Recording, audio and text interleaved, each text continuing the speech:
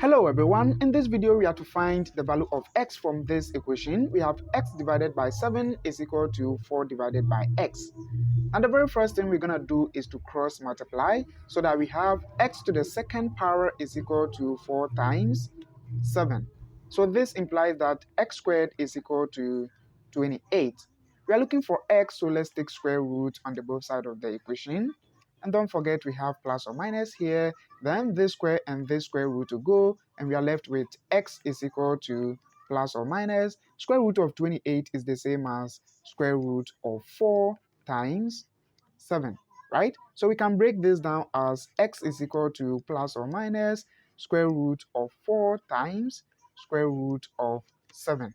Now from here we have x is equal to plus or minus square root of 4 is 2, then times square root of 7. So the values of x turn out to be x is equal to 2 square root of 7, or x is equal to negative 2 square root of 7. And guess what? This is our final answer. Please give it a thumbs up and also don't forget to subscribe to this channel. Have a nice day and see you again on the next video.